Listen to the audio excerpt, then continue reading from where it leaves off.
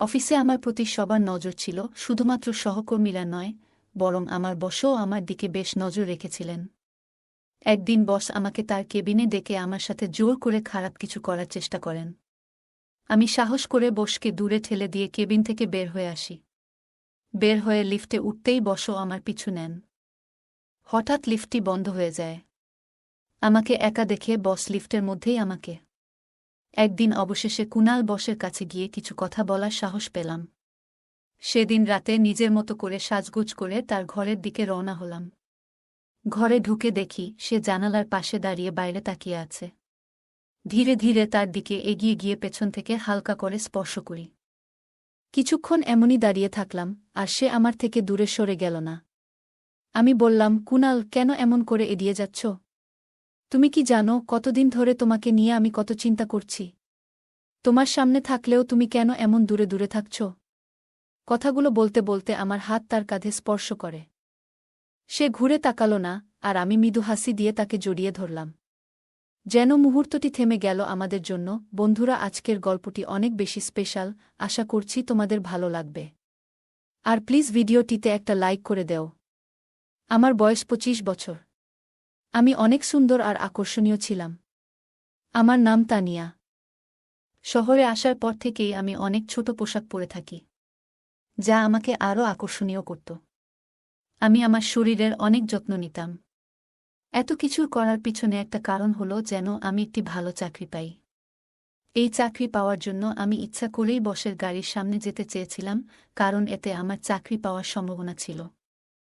কিন্তু আমি জানতাম না যে এই চাকরির মূল্য আমাকে আমার সম্মান দিয়ে দিতে হবে। হালকা আঘাতের কারণে আমার হাঁটুতে সামান্য ব্যথা হয়েছিল, তবে সৌভাগ্যক্রমে বড় কোনো আঘাত পাইনি। বস আমাকে সাহায্য করে হাসপাতালে নিয়ে যান এবং প্রাথমিক চিকিৎসার ব্যবস্থা করেন। তিনি তখনও জানতেন না যে আমি তার কোম্পানিতে ইন্টারভিউ দিতে এসেছিলাম। এই আইডিয়াটা আমার এক বন্ধুর কাছ থেকে পেয়েছিলাম। সে আমার এই বসের কোম্পানিতে কাজ করে। বস আমার ঠিকানা জানতে চেয়েছিলেন এবং ক্ষতিপূরণের জন্য আমাকে কিছু আর্থিক সাহায্য করেছিলেন। শহরে আমার কোনো আত্মীয় ছিল না, এবং আমি চিরতরে আমার মামার বাড়ি ছেড়ে চলে এসেছিলাম, কারণ আমার মামি আমাকে অনেক কষ্ট দিয়েছিলেন। আমার এই পরিস্থিতির কথা বসকে জানাই এবং বলি যে এই শহরে আমার কেউ নেই, আমি এখানে চাকরির খোঁজে এসেছি। তখন বস বললেন, ঠিক আছে, আমি আমার বাড়িতে তোমার জন্য একটি রুমের ব্যবস্থা করতে পারি, এবং সুস্থ হয়ে উঠলে তোমাকে চাকরির একটা ব্যবস্থা করে দিব। বসের এই সহায়তার মাধ্যমে তিনি একজন ভালো মানুষ বলে মনে হচ্ছিলেন, এবং আমারও থাকার কোনো নির্দিষ্ট জায়গা ছিল না, তাই আমি তার প্রস্তাবটি মেনে নিলাম। তার নাম ছিল কুনাল। তার বাড়ি বড় হলেও তিনি একাই থাকতেন এবং বাড়িতে কয়েকজন কর্মচারী ছিল। বাড়িতে আসার পর খুব বেশি সময়ও হয়নি, তাই আমি শান্তভাবে তার দেওয়া ঘরটিতে চলে গেলাম। আচমকা ঘটে যাওয়া এই দুর্ঘটনাটি আমার জীবনে অদ্ভুত কিছু ঘটনা নিয়ে আসবে, তা একদমই বুঝতে পারিনি। তবে এটুকু জানতাম যে এমন হঠাৎ করে কারো সাথে সাক্ষাৎ হওয়ার পেছনে কোনো না কোনো কারণ থাকে। যখন পর্যন্ত আমার পা পুরোপুরি সুস্থ হচ্ছিল না, কুনাল আমার প্রতি অনেক যত্ন নিয়েছিলেন।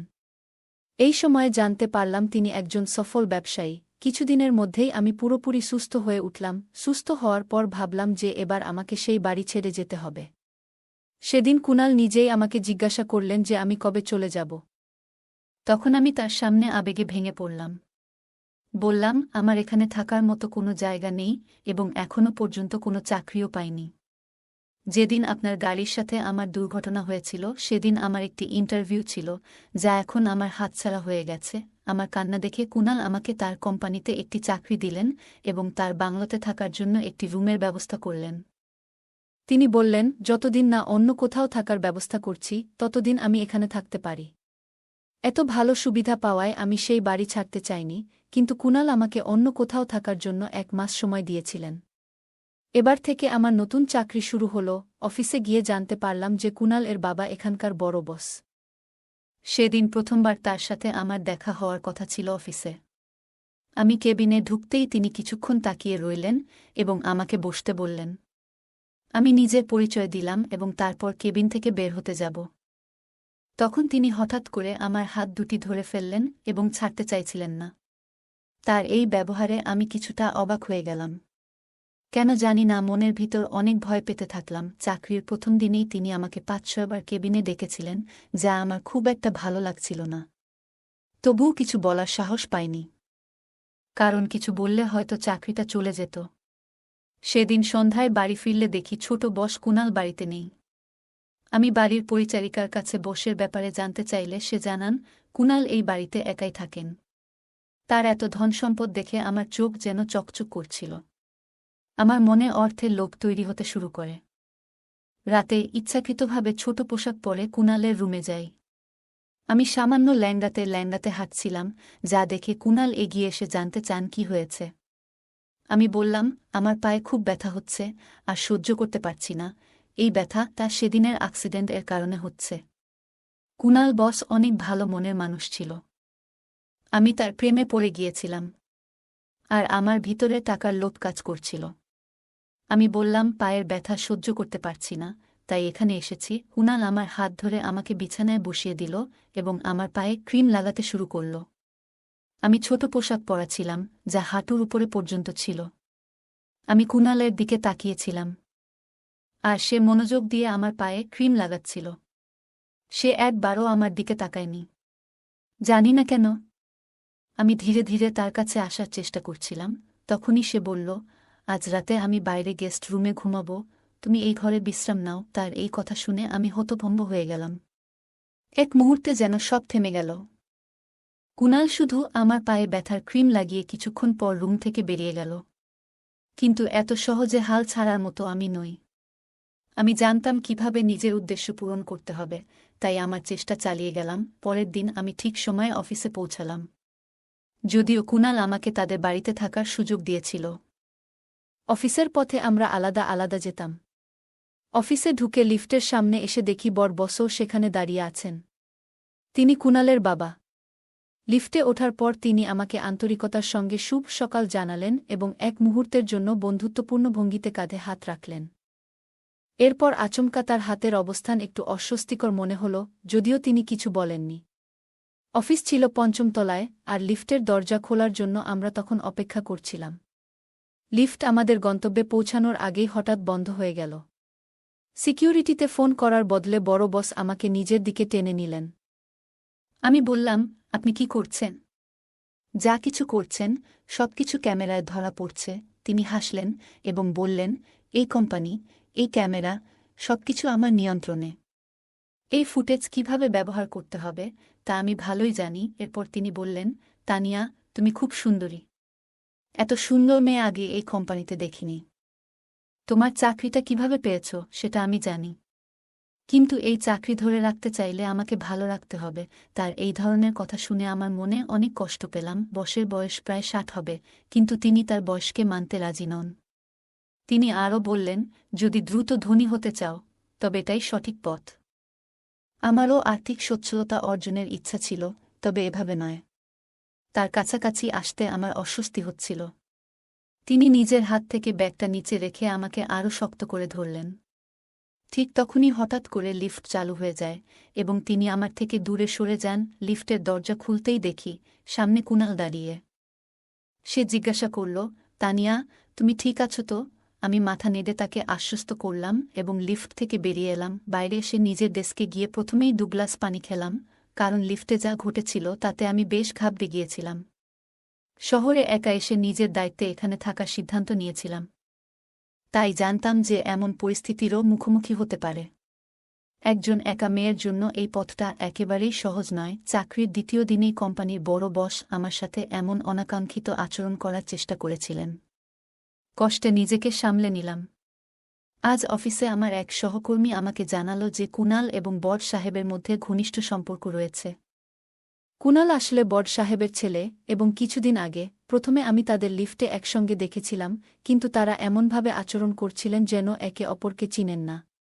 কুনাল একাই থাকতেন, হয়তো তার বাবার কিছু খারাপ দৃষ্টিভঙ্গির কথা জানতেন বলেই দূরে থাকার সিদ্ধান্ত নিয়েছিলেন। আমি তাদের ব্যক্তিগত বিষয়ে জড়াতে চাইনি। আজ পুরো দিন বড় বস আমাকে কেবিনে ডাকেননি, যা আমার জন্য একটু অদ্ভুত লেগেছে।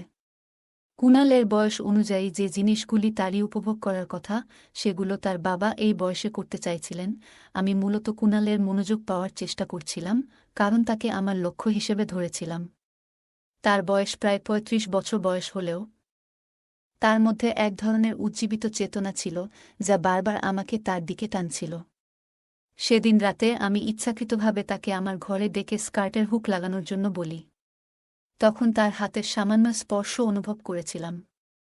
হুক লাগানোর পর কুনাল দ্রুত রুম থেকে বেরিয়ে যান। সে দিন দিন আমার কাছ থেকে দূরে সরে থাকতে শুরু করছিল। জানি না কেন, আমি তাকে আমার মনের কথাগুলো বুঝাতে পারছি না। কিছুক্ষণ পর আমি প্রস্তুত হয়ে তার ঘরে যাই, কিন্তু তাকে সেখানে খুঁজে পেলাম না। সেদিন আমি তার জন্য অনেক সুন্দর করে সেজেছিলাম। যে কেউ আমাকে দেখলে অবাক হয়ে যেত। পুরো বাড়িতে খোঁজাখুঁজি করেও তার সন্ধান পেলাম না। তখন বাড়ির কাজের লোকের কাছে জিজ্ঞাসা করলাম, তিনি কোথায় আছেন। তারা জানালেন যে কুনাল কোনো কাজের জন্য বাইরে গিয়েছেন। কুনালের জন্য অপেক্ষা করতে করতে অবশেষে আমি নিজের ঘরে গিয়ে ঘুমিয়ে পড়লাম। এভাবে কেটে গেল কয়েকদিন। প্রতিদিন রাতে আমি পরিপাটি হয়ে কুনালের ঘরে যেতাম, কিন্তু কখনোই তাকে সেখানে খুঁজে পেতাম না। রাতে সে কোথায় যেত তা আমার বুঝে আসছিল না। এত সুন্দরী ও আকর্ষণীয় মেয়ে তার সামনে থাকার পরও সে কেন আমার প্রতি আকর্ষণ বোধ করছিল না, এ নিয়ে আমার মনে কৌতূহল তৈরি হয়েছিল। একদিন অবশেষে তার কাছে গিয়ে কিছু কথা বলার সাহস পেলাম। সেদিন রাতে নিজের মতো করে সাজগোজ করে তার ঘরের দিকে রওনা হলাম। ঘরে ঢুকে দেখি সে জানালার পাশে দাঁড়িয়ে বাইরে তাকিয়ে আছে। ধীরে ধীরে তার দিকে এগিয়ে গিয়ে পেছন থেকে হালকা করে স্পর্শ করি। কিছুক্ষণ এমনই দাঁড়িয়ে থাকলাম, আর সে আমার থেকে দূরে সরে গেল না। আমি বললাম, কুনাল, কেন এমন করে এড়িয়ে যাচ্ছ? তুমি কি জানো কতদিন ধরে তোমাকে নিয়ে আমি কত চিন্তা করছি? তোমার সামনে থাকলেও তুমি কেন এমন দূরে দূরে থাকছ? কথাগুলো বলতে বলতে আমার হাত তার কাঁধে স্পর্শ করে। সে ঘুরে তাকাল না, আর আমি মৃদু হাসি দিয়ে তাকে জড়িয়ে ধরলাম।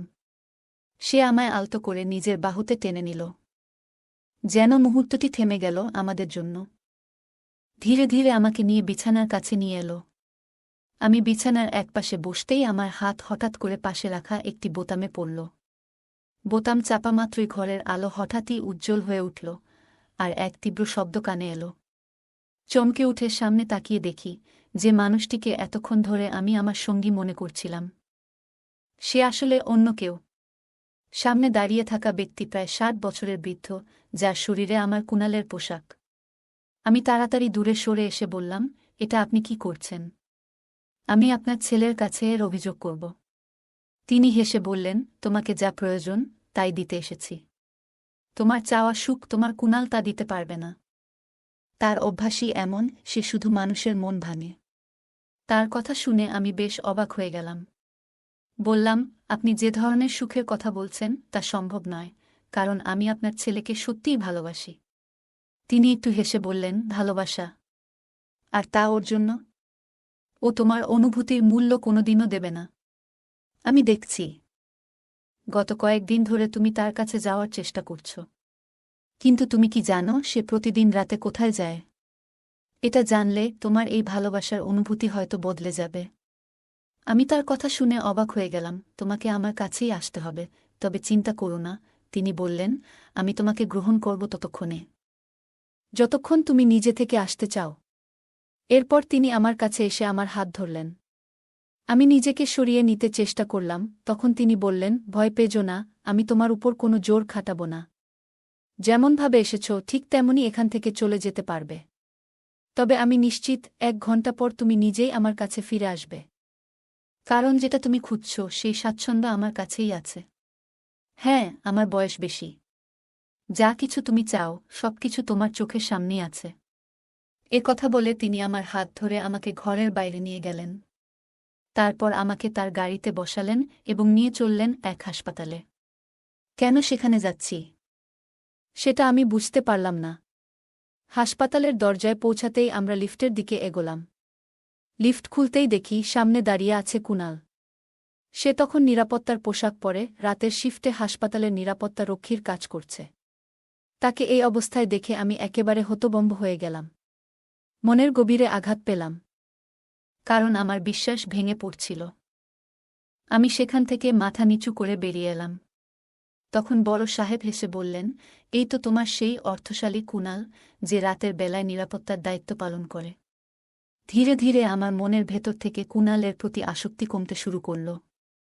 লিফটের সামনে দাঁড়িয়ে আমার ভেতরে এক ধরনের তিক্ততা আর ক্রোধ জমতে শুরু করল।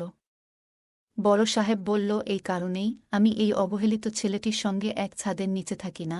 তিনি বললেন, কারণ সে কেবল একজন সাধারণ নিরাপত্তারক্ষীর কাজ করে। ঠিক তখনই কুনা সেখানে এল। সে আমাকে দেখে বিস্ময়ে বলল, তুমি এখানে কেমন করে এলে, তানিয়া? আমি জিজ্ঞাসা করলাম, তুমি কি না একটি কোম্পানির মালিক? তবুও তুমি কেন এমন কাজ করছ? কুনাল শান্ত গলায় বলল, তোমাকে ব্যাখ্যা দেওয়ার প্রয়োজন নেই।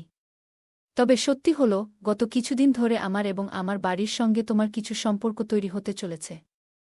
হ্যাঁ, আমি একটি কোম্পানির মালিক, কিন্তু তোমার মনে হয়তো প্রশ্ন উঠছে কেন আমি রাতের বেলায় নিরাপত্তার কাজ করি এবং আমার বাবা আর আমি কেন পরস্পরের সঙ্গে কথা বলি না। তার আসল কারণ হল, একটি বছর আগে আমি এই হাসপাতালের লিফটে আমার স্ত্রী ও শিশুকে হারিয়েছিলাম। সে নীরবে একটু থামল, তারপর বলল, আমার স্ত্রী তখন গর্ভাবস্থার ৯ম মাসে ছিল। তাকে ডেলিভারির জন্য এই হাসপাতালেই এনেছিলাম। প্রসব ওয়ার্ড ছিল ৪র্থ তলায়। কিন্তু লিফট হঠাৎ করে ২য় তলায় আটকে যায়। সেই সময় লিফটে শুধু আমরা দুজনই ছিলাম। আমার স্ত্রী তীব্র ব্যথায় কাতরাচ্ছিল। আমি বারবার নিরাপত্তার জন্য সাহায্য চেয়েছিলাম, কিন্তু কিছুই কাজ করছিল না। পুরো ২ ঘণ্টা পর লিফট মেরামত করা হয়েছিল, কিন্তু ততক্ষণে সেদিন আমার চোখের সামনে আমার স্ত্রী এবং আমাদের অনাগত সন্তান প্রাণ হারায়। সেই মর্মান্তিক ঘটনার পর থেকে আমি শপথ নিয়েছি, আর কোনো নারী যেন এমন পরিস্থিতির শিকার না হন। তাই প্রতিদিন রাতে আমি এখানে লিফট গার্ড হিসেবে কাজ করি এবং সারা রাত লিফটে পাহারায় থাকি। সেদিন কিছু মুহূর্তের দেরিতে সাহায্য না পাওয়ার কারণে আমি আমার জীবনের ২টি মূল্যবান মানুষকে হারিয়েছি। কুনাল শান্ত স্বরে বলল, আমার বাবা আমার এই কাজ একেবারেই পছন্দ করেন না, এজন্যই আমাদের মধ্যে দূরত্ব সৃষ্টি হয়েছে। বাবা চান আমি এসব ভুলে যাই, কিন্তু এমন কিছু ভুলে যাওয়া এতটা সহজ নয়। কারণ এর সঙ্গে আমার গভীর আবেগ জড়িয়ে আছে। কুনাল এর এই কথা শুনে আমার চোখে অশ্রু চলে এল। তার অনুভূতিগুলো এতটাই আন্তরিক ছিল যে শুনে তার বাবারও চোখ ভিজে উঠল। তিনি ছেলেকে জড়িয়ে ধরে মাফ চাইলেন। এদিকে বড় সাহেব আমার দিকে ফিরে বললেন, আমাকে ক্ষমা করো, আমি তোমার পরীক্ষা নিচ্ছিলাম। তুমি কিন্তু কুনালের প্রতি শুধু তার অর্থের জন্য আকৃষ্ট হয়েছিলে। তুমি ইচ্ছাকৃতভাবে তার গাড়ির সামনে এসে তাকে বাধ্য করেছিলে তোমার সাহায্য করতে। কিন্তু একটা বছর আগে কুনালের জীবনে যা ঘটেছে, তারপর থেকে সে খুবই সংবেদনশীল হয়ে উঠেছে। সে সবসময় যে কোনো নারীর সাহায্যে প্রস্তুত থাকে। তুমি যে কাজটা করছিলে সেটা ভুল ছিল, তাই তোমার প্রতি কিছুটা কঠোর হতে বাধ্য হয়েছিলাম, বড় সাহেব বললেন। তার এই কথাগুলো শুনে আমার ভুলটা স্পষ্ট হয়ে গেল। আমি কুনাল এবং তার বাবার কাছে ক্ষমা চাইলাম। সত্যি বলতে, আমি ভাবছিলাম কুনালের সাথে বিয়ে করে তার সম্পত্তি নিয়ে আরামে জীবন কাটাব। তবে কুনাল সম্পূর্ণ ভিন্ন ধরনের একজন মানুষ, একজন সংবেদনশীল মানুষ, যিনি বড় একটি কোম্পানির মালিক হয়েও নিরাপত্তা রক্ষার কাজ করছেন, কারণ এই কাজের সঙ্গে তার আবেগ জড়িয়ে আছে। সেদিন আমার উপলব্ধি হল, টাকার থেকেও বেশি গুরুত্বপূর্ণ হল মানুষের প্রতি মানুষের অনুভূতি। টাকা তো উপার্জন করা যায়, কিন্তু একবার প্রিয়জনকে হারালে তাদের আর ফিরে পাওয়া যায় না। তাই টাকার চাইতে আমাদের কাছের মানুষদের মূল্য দেয়া প্রয়োজন। অর্থ থাকলেই যে জীবনে সুখ থাকবে এমনটা নয়। সবার জীবনেই কিছু না কিছু অভাব থাকে, আর তাই আমাদের উচিত যা আছে তা নিয়ে সন্তুষ্ট থাকা এবং সেই জীবনকে আনন্দময় করে তোলা। এই গল্প আমাদের মূল্যবান শিক্ষা দেয় যে প্রকৃত ভালোবাসা ও সম্পর্ক গড়ে তুলতে গেলে আত্মস্বার্থ বাদ দিয়ে আন্তরিকতা ও সততার প্রয়োজন। গল্পের মূল চরিত্রটি প্রথমে কুনালের প্রতি আকৃষ্ট হয়েছিল তার অর্থ ও আরামের জীবনের জন্য, কিন্তু আস্তে আস্তে তার ভুল উপলব্ধি করে। সে বুঝতে পারে, কুনাল শুধুমাত্র একজন ধনী ব্যক্তি নয়, বরং একজন সংবেদনশীল মানুষ, যার জীবনে গভীর মানসিক আঘাত রয়েছে এবং যিনি নিজের জীবনকেও মানবিক সেবার জন্য উৎসর্গ করতে ইচ্ছুক। বড় সাহেবের কথায় বোঝা যায়, তিনি মূল চরিত্রের উদ্দেশ্য যাচাই করতে চেয়েছিলেন। এমন আচরণের মাধ্যমে তিনি তাকে বুঝিয়ে দেন যে কাউকে স্বার্থের জন্য ব্যবহার করা ঠিক নয়। একজন মানুষের প্রকৃত মূল্য তার সম্পত্তি বা সামাজিক অবস্থান দিয়ে বিচার করা উচিত নয়, বরং তাকে বিচার করা উচিত তার মানবিক গুণাবলী ও অনুভূতির গভীরতা দিয়ে। গল্পটি আমাদের আরও শিক্ষা দেয় যে সঠিক উদ্দেশ্য নিয়ে মানুষের সঙ্গে সম্পর্ক তৈরি করা উচিত, যাতে সম্পর্কটি দীর্ঘস্থায়ী এবং মূল্যবান হয়। শুধু সুবিধা পাওয়ার জন্য সম্পর্ক গড়ে তোলা শেষমেশ নিজের ক্ষতি ডেকে আনতে পারে। মূল চরিত্রটি যখন নিজের ভুল বুঝতে পারে এবং কুনাল ও তার বাবার কাছে ক্ষমা প্রার্থনা করে, তখন সে তার নিজের আত্মপর্যালোচনা করে, যা ব্যক্তিত্বের উন্নতির জন্য অত্যন্ত প্রয়োজনীয়। বন্ধুরা, যদি এই গল্পটি ভালো লেগে থাকে তাহলে দয়া করে ভিডিওটি লাইক করুন এবং আমাদের চ্যানেলটি সাবস্ক্রাইব করুন। পাশে থাকা বেল আইকনটি প্রেস করুন, যাতে করে আমরা যখনই নতুন ভিডিও আপলোড করি তার নোটিফিকেশন সবার আগে আপনার কাছে পৌঁছে যায়। ধন্যবাদ, দেখা হবে আমাদের পরবর্তী ভিডিওতে।